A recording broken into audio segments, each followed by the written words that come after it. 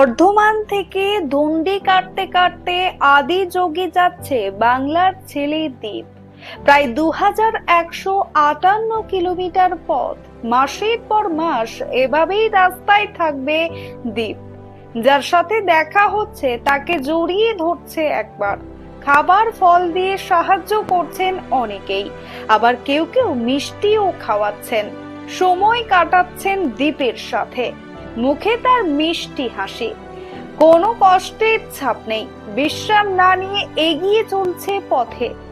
এই পথ শেষ করতে বছরেরও বেশি লেগে যেতে পারে, তবু হাল ছাড়বে না দ্বীপ। শ্রাবণ মাসের আগেই এই যাত্রা শুরু। কেন দ্বীপের এমন ভাবনা জানেন? জুলাইয়ের 18 তারিখ থেকে শুরু হচ্ছে শ্রাবণ মাস, আর শ্রাবণ মানে মহাদেবের ব্রত পালন।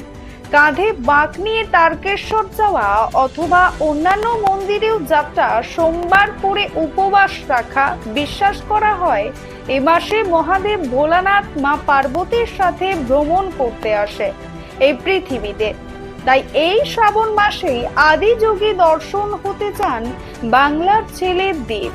ভীষণ সাধারণ ঘরের ছেলে, অভাব তার নিত্য সঙ্গী, কিন্তু দ্বীপের বিশ্বাস মহাদেব তার সব দুর্দশা কাটিয়ে দেবেন। তাই এই রকম কঠিন ব্রত নিয়েছেন। একটা একটা পা দণ্ডি করে এগিয়ে চলেছেন দ্বীপ, সাথে একটা স্পঞ্জ সম্বল। একটু একটু করে এগোচ্ছেন আর মহাদেবের উদ্দেশ্যে প্রণাম জানাচ্ছেন দ্বীপ।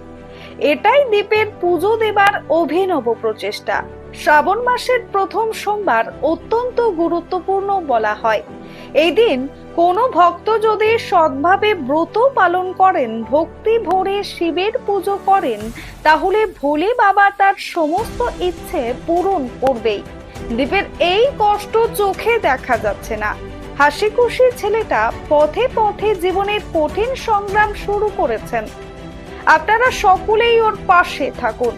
শুধু দ্বীপ নয়, সোশ্যাল মিডিয়ার ভাইরাল আরেকটি ভিডিও যেখানে দেখা যাচ্ছে দেরাদুন থেকে কেদারনাথ যাচ্ছে সেও দ্বীপের মতন দণ্ডি কাটতে কাটতে এগিয়ে চলেছে পাহাড়ি পথে। সেই অভিজ্ঞতা ভোলার নয়।